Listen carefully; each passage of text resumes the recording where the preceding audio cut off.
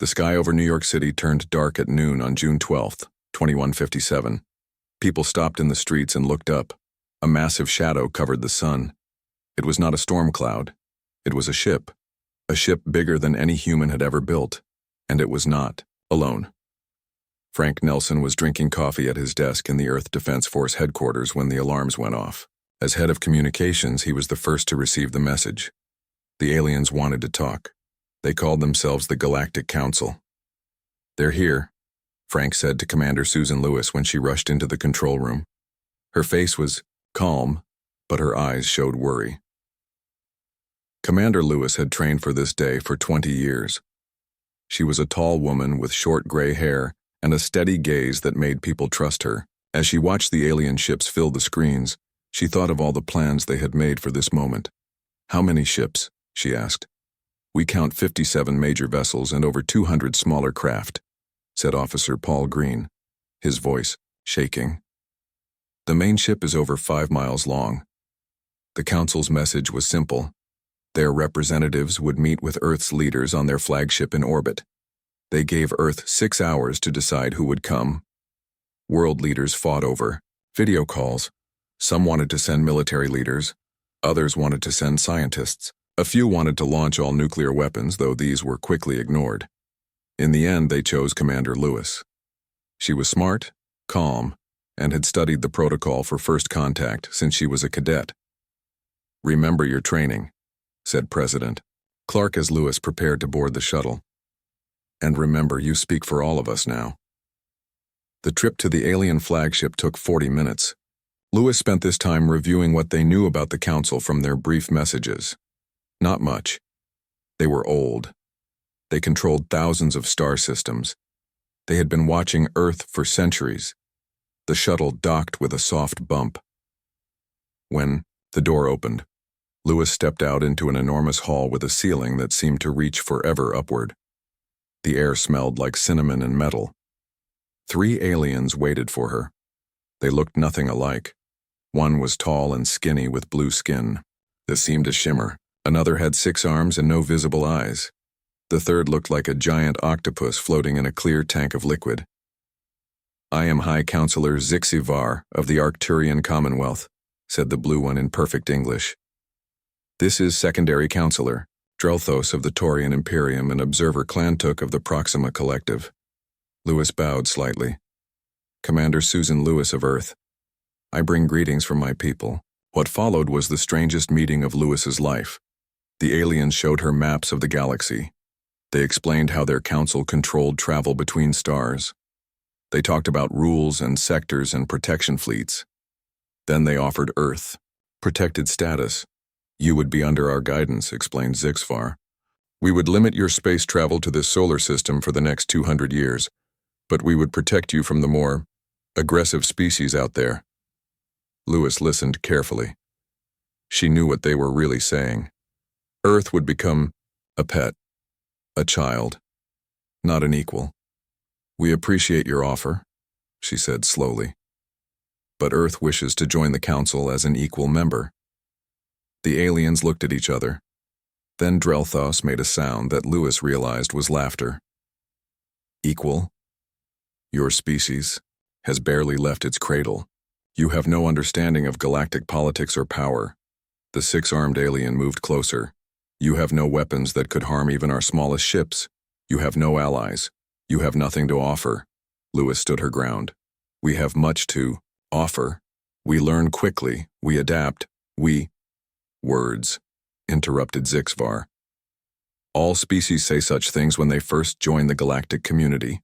If you wish to be taken seriously, prove your worth." Drelthos raised 2 of his 6 arms. "There is a tradition for such cases. A demonstration of military skill. Combat trials between your best warriors and ours. It is how new species show they deserve respect." Lewis knew this was a trap. The aliens wanted to humiliate Earth, to show how weak humans were. But she also saw an opportunity. "We accept," she said. The aliens seemed surprised, then pleased. They explained the rules. 5 champions from Earth against 5 from the Council. The battles would take place on Triton, Neptune's moon, in 1 Earth month. When Lewis returned to Earth, she was met by angry officials. "You agreed to what?" shouted the defense secretary. "We can't win a fight against them. Their technology is centuries ahead of ours." Lewis smiled for the first time since the meeting. "They don't know about the Olympus program." The room went silent. The Olympus program was Earth's biggest secret. Started after a small alien ship crashed in Russia in 2039, it combined reverse-engineered alien technology with human genetics. The result: super soldiers with abilities beyond normal humans. For 50 years, hidden bases deep under the Pacific Ocean had been training these soldiers. They were stronger, faster, and smarter than any human in history. They healed from wounds in minutes. Some could even adapt their bodies to survive in space without a suit for short periods. "Are they ready?" asked President Clark. General Peter Dunn, head of the Olympus program, nodded slowly. "They've been ready for years, waiting for this exact moment." Commander Lewis looked out the window at the alien ships hanging in the sky like new stars. "The Council thinks they know everything about us," she said. "They've been watching our TV shows and internet. They think we're just what they see on the surface." She turned to face the room. "It's time to show them how wrong they are." The Council expected an easy victory. What they didn't know was that Earth had been preparing for this day for decades, and the Olympians were ready to fight. The underground base known as Deep Ocean sat at the bottom of the Pacific 3 miles beneath the surface. Here, for the past 20 years, General Alan Garcia had lived and breathed the Olympus program. Today, as he walked through the main training hall, he felt both pride and worry. "Show me the final candidates again," he said to Dr. Lisa Ward, the lead scientist of the program. Dr. Ward handed him 5 folders with pictures and data. "These are our best, sir." Garcia opened the first folder. Major Olivia Wright, age 32. A woman with short blonde hair and serious eyes stared back at him from the photo. She had been one of the first volunteers for the program 12 years ago. Her body could heal wounds at 10 times the normal rate. Once, during training, she had fallen from a height of 30 feet and broken both legs. She walked again 3 days later. "Wright is the best choice to lead the team," said Dr. Ward. "She's smart and calm under pressure." The second folder contained Captain Samuel Jones, a tall black man with a friendly smile that hid his incredible strength. In tests, he had lifted a small car over his head. His bones and muscles had been enhanced with materials taken from the crashed alien ship. "Jones can handle gravity shifts better than the others," noted Garcia. "That will be important on Triton." Lieutenant Kyle Patterson was next. A thin man with red hair who looked more like a computer programmer than a soldier. But his brain had been modified to process information faster than any human in history. He could read a book in minutes and remember every word. In combat simulations, he saw patterns and solutions that no one else could. The fourth folder showed Sergeant Diane Miller, a Native American woman whose skin could change color and texture to match her surroundings. She had mastered the ability to become nearly invisible in any environment. Her file included a picture of her partially camouflaged against a brick wall, her body seeming to fade into the background. "Miller's abilities improved again last month," said Dr. Ward. "She can now adapt to temperature changes as well as visual patterns." The last folder held information on Corporal Jason Burke, whose enhancements had focused on his senses. He could see in the dark, hear whispers from 100 yards away, and detect changes in air pressure that signaled an approaching storm or an enemy's movement. "These 5 will represent Earth," Garcia decided. "Begin final preparations." While the Olympians trained on Earth, the aliens prepared their own champions. On a massive space station orbiting Saturn, the Council gathered warriors from 5 different species. From the Cronin Empire came Grash Thule, a 3-meter-tall creature with natural armor plates covering its body and 4 powerful arms. The Cronin were a warrior race that had conquered 12 planets through brute force. The Velos Confederation sent Sithnar, an assassin whose body produced deadly poisons. Thin and quick, with skin that changed color like a chameleon, Sithnar had never failed a mission. From the Meridian Collective came a creature with no individual name, simply called the Voice. It looked almost human except for its oversized head and completely black eyes. It controlled a hive of smaller creatures that did its bidding and could attempt to take over the minds of enemies. The Proxima Collective sent Jatol, who could manipulate energy fields with its 4 hands. It didn't need weapons because it could create balls of plasma from ambient energy. The final champion was Vor, a draconian war master with scales harder than steel and claws that could cut through metal. Draconians lived for hundreds of years, and Vor had been fighting in the Council's wars for longer than humans had been traveling in space. "These humans will learn their place in the galaxy," said Counselor Drelthos as he watched the champions train. "After this demonstration, they will accept our terms." 1 month after first contact, Earth's team boarded a small transport ship bound for Triton. The journey would take 5 days. They spent this time reviewing what little they knew about their opponents and adjusting to the neural implants that had been activated for the mission. "Remember," said Major Wright during their final briefing, "they expect us to fail. They want us to be weak. That's our advantage." "What if we lose?" asked Corporal Burke. "We won't," said Captain Jones with a confident smile. "We've been training. For this our whole lives. They've been preparing for a month." When the human transport approached Triton, the Council ships were already there. A massive arena had been built on the moon's surface. Cameras would broadcast the trials throughout the galaxy. The Council representatives watched as the small Earthship landed near the arena. "Such a primitive vessel," said one alien observer. "I'm surprised it made the journey at all." High Counselor Zixvar stood with Drelthos in a heated observation room. "Let us see what these humans consider their best warriors," he said. "Perhaps they will surprise us by lasting more than a few minutes." When the door of the Earthship opened, everyone expected to see humans in heavy environmental suits. Triton was one of the coldest places in the solar system, with temperatures of 235 degrees Celsius and almost no atmosphere. Instead, Major Olivia Wright stepped out wearing only a light uniform. She took a breath of the thin, freezing air and smiled up at the observation window. The aliens stared in shock. No unprotected being should be able to survive on Triton's surface. Yet this human woman stood there as if she were taking a walk in a park on Earth. "Impossible," whispered Zixvar. One by one, the other 4 Olympians emerged, also without protective suits. They lined up in front of their ship and waited for instructions. For the first time since they had arrived in Earth's solar system, the Council members felt something new: doubt. The arena on Triton glowed with blue lights. Hundreds of alien observers from different planets sat in heated viewing areas.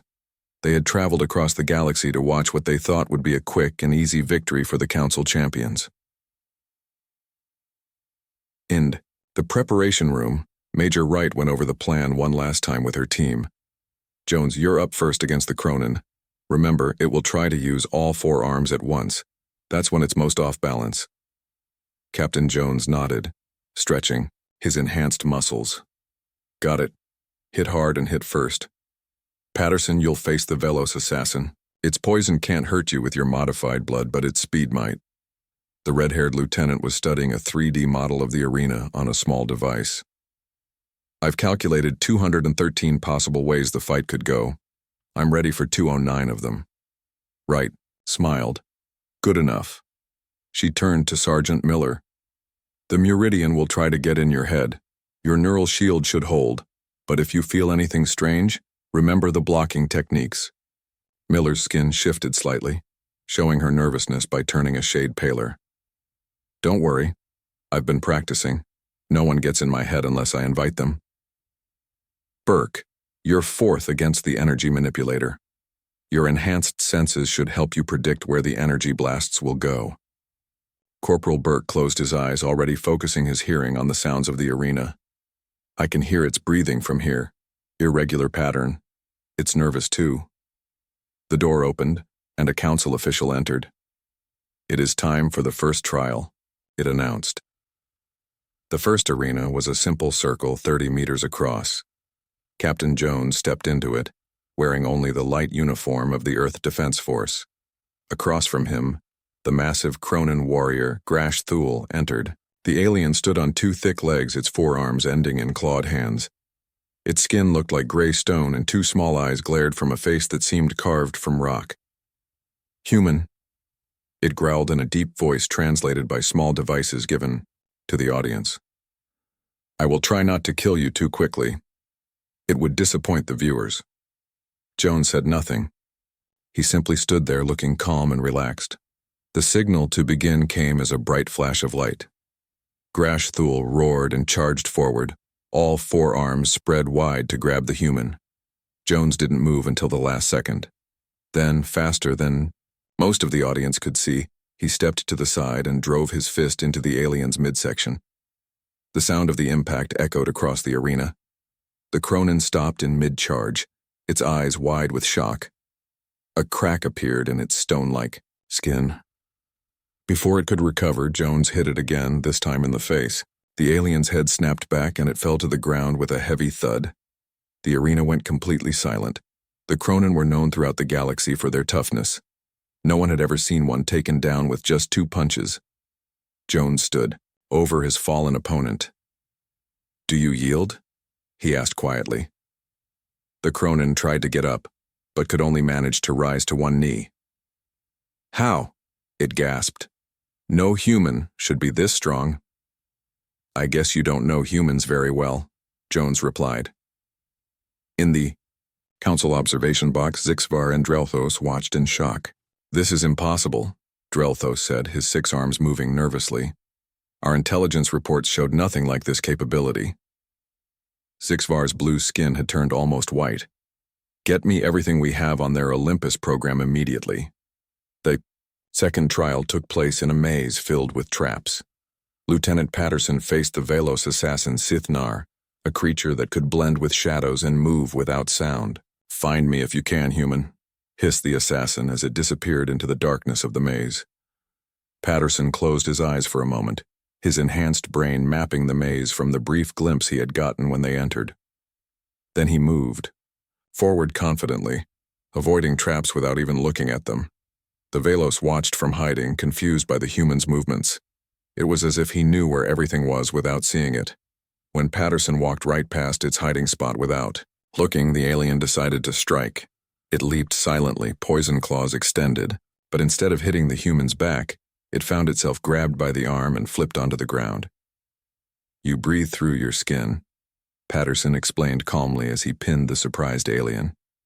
"The sound is very faint, but my teammate Burke helped me learn to hear it. Also, your body temperature is 2 degrees warmer than the surrounding air. Easy to feel when you get close." The third trial was the most strange.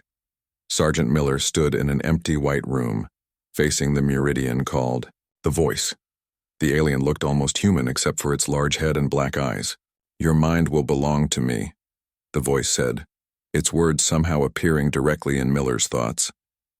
Miller felt pressure in her head as the alien tried to take control of her mind, but the neural shield built into her brain held firm. The alien pushed harder, black eyes staring intensely. "Why can't I see you?" it asked suddenly, sounding confused. "Why can't I find your thoughts?" Miller smiled and let her skin begin to change color, matching the white room until only her face was visible. "Because I'm not where you think I am." The alien's concentration broke as it tried to understand what was happening. In that moment of confusion, Miller moved quickly forward and placed a small device on the Meridian's forehead. The alien froze in place, its mental powers temporarily blocked. By the time Corporal Burke prepared for the 4th trial, the mood among the council representatives had changed completely. They were no longer confident. Now they were afraid. "What are these humans?" demanded one council member. "They cannot be natural beings." High Counselor Zixvar stood up suddenly. "Stop the trials," he ordered. "I demand genetic scans of these so-called humans immediately." Medical devices were brought in. Despite protests from General Garcia, the council insisted on scanning the Olympians. The results confirmed what the aliens feared most. These were indeed humans, not robots or androids. They had been modified using technologies that the council had thought were beyond Earth's capabilities. The final trial was cancelled as the council members gathered for an emergency meeting. For the first time in thousands of years, they faced something they had not expected, a young species that might be more dangerous than they had imagined. The meeting room on the council flagship was tense.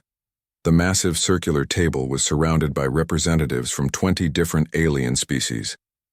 At one end sat the Earth delegation, Commander Susan Lewis, General Alan Garcia, and Major Olivia Wright. The humans looked small compared to most of the aliens, but they no longer seemed weak. High Counselor HFY stood at the center of the room, his blue skin still showing signs of distress. For 10,000 years, the Galactic Council has welcomed new species into our community, he began, his voice echoing in the chamber. Never in that time have we encountered a situation like this. He turned to face the humans directly. Your species claim to be newcomers to advanced technology. Your public broadcasts show vehicles powered by burning fossil fuels. Your space vessels use simple chemical rockets. Yet these soldiers, he pointed at Major Wright, possess genetic modifications that our best scientists cannot fully understand. Commander Lewis remained calm. We never claimed to share all our technologies with you. This goes beyond normal deception, shouted Counselor Drelthos, all 6 of his arms moving in agitation. Your people have been developing military technology in secret while pretending to be primitive. This is considered an act of aggression under council law. General Garcia leaned forward. The old soldier had seen many battles in his life, but none as important as this one. When a small alien craft crashed in Russia in 2039, we realized we were not alone in the universe, he said. We found bodies of beings not from Earth. We found technology we didn't understand. What would you have done in our place? The aliens muttered among themselves. Garcia continued. We didn't know if the aliens who would eventually find us would come as friends or enemies. So we prepared for the worst while hoping for the best. We studied the crashed ship. We reverse-engineered what we could. We combined alien technology with human science. And yes, we created the Olympus program. Why hide your capabilities? Asked a small gray alien with large eyes. Commander Lewis answered this time. Because we wanted to see your true intentions. If we had shown our full strength from the beginning, would you have treated us the same way? Would you have revealed your real plans for Earth? The room fell silent. Lewis had touched on a truth no one wanted to admit. When you arrived, she continued, you looked down on us. You offered us protection that would have made us little more than pets. You assumed we were weak because we appeared less advanced. That told us everything we needed to know about the Galactic Council. Major Wright spoke for the first time. The Olympians are just the first generation. Our scientists learned quickly from that single crashed ship. Imagine what we could learn as full members of the galactic community.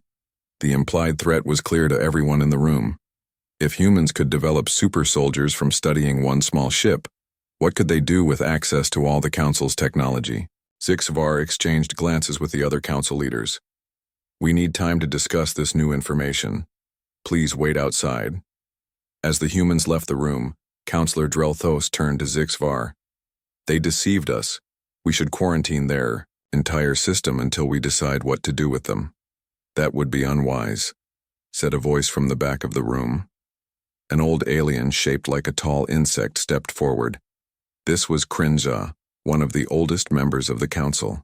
I have seen many new species join our community over thousands of years. Most accept their place without question.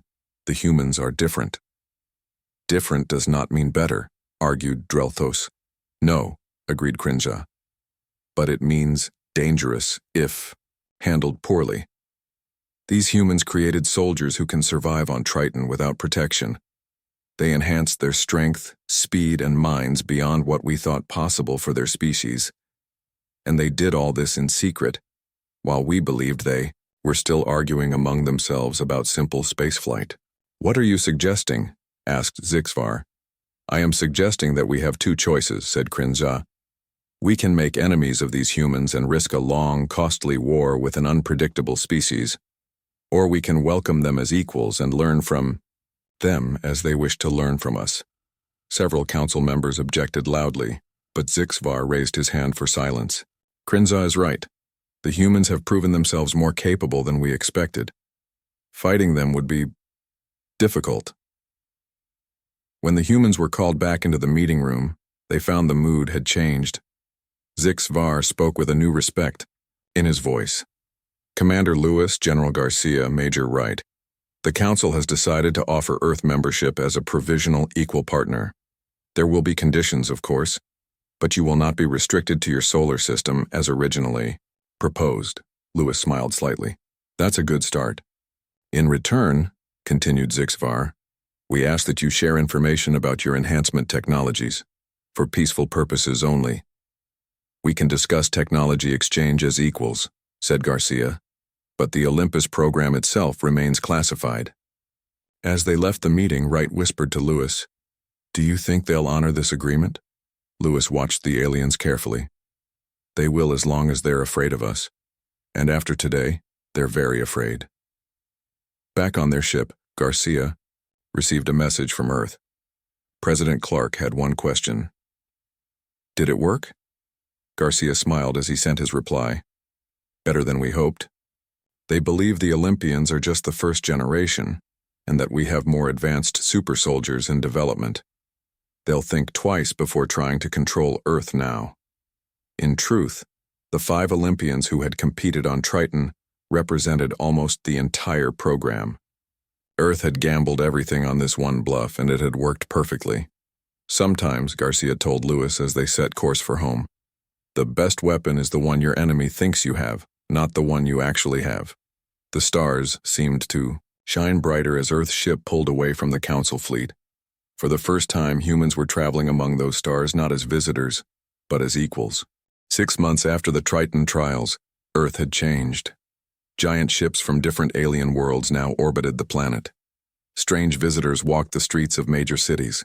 New technologies appeared every day. Humans were learning, adapting, and growing faster than any species the Council had ever seen. On this day, Commander Susan Lewis stood before a mirror in her quarters aboard the Earth diplomatic vessel, Rising Star. She adjusted her new uniform, no longer the simple blue of the Earth Defense Force, but the black and gold of an Earth ambassador. "Ready, Commander?" asked Major Wright, who waited by the door. Wright now led Earth's security team for all diplomatic missions. "It's ambassador now," Lewis corrected with a smile. "And yes, as ready as I'll ever be." Today was historic. Earth would take its seat on the Galactic Council for the first time. The ceremony would take place on Centauri Prime, the massive space station that served as the Council's headquarters. No species had ever gained a Council seat with less than 1,000 years of faster-than-light travel history. Earth had none. When the Rising Star docked at Centauri Prime, Lewis gasped at the view. The space station was bigger than Manhattan, a shining silver wheel turning slowly against the backdrop of Alpha Centauri's twin suns. Ships of all shapes and sizes moved around it like fish in a giant pond. "Impressive, isn't it?" said General Garcia, who had arrived a day earlier. "And now we have a place here." The main council chamber was a huge room with seats for representatives from over 100 worlds.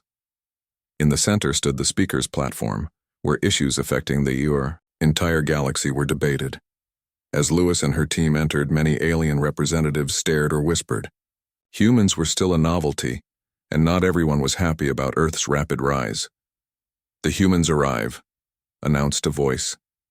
HFY stood on the speaker's platform, looking more formal than Lewis had ever seen him.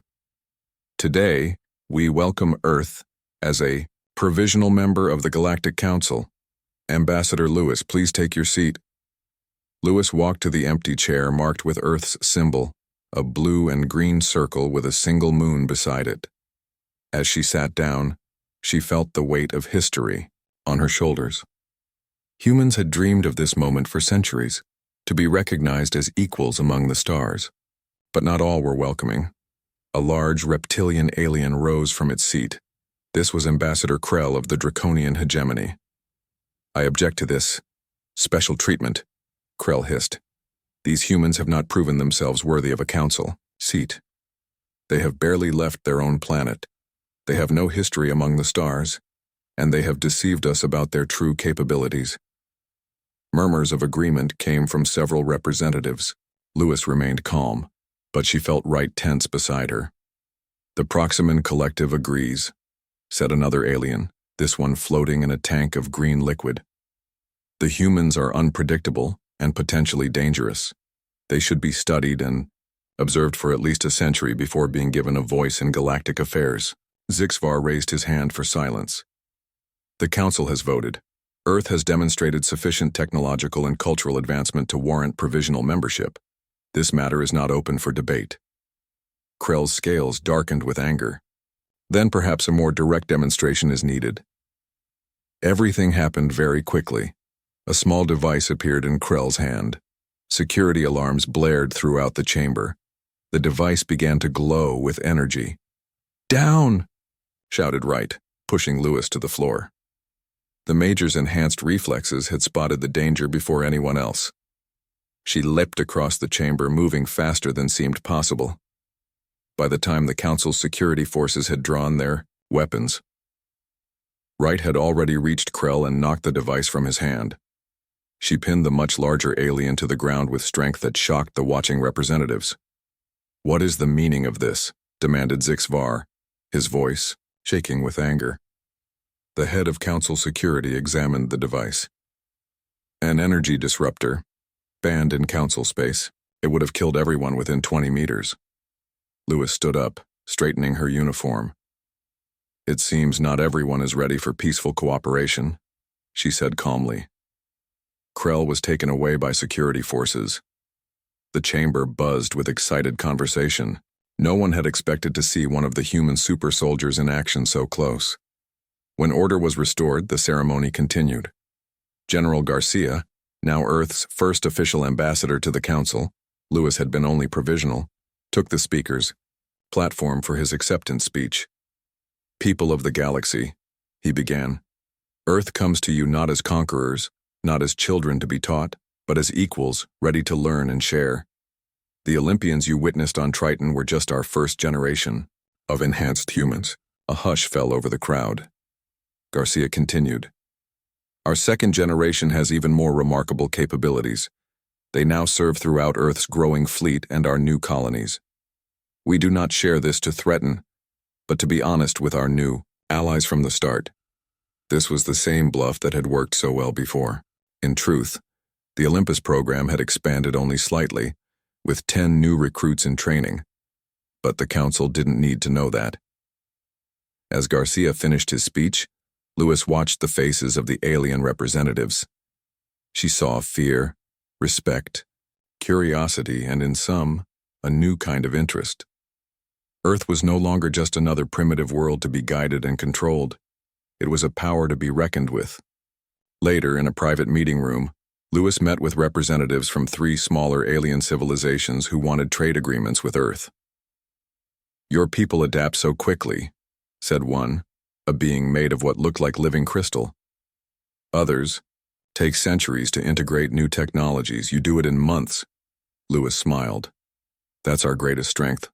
Not super soldiers or advanced weapons, but our ability to change, to learn, to grow.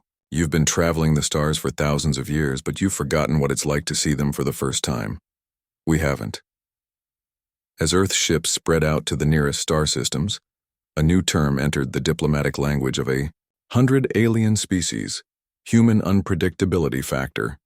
The tendency of this young species to achieve the impossible through sheer determination and ingenuity. The galaxy would never be the same again.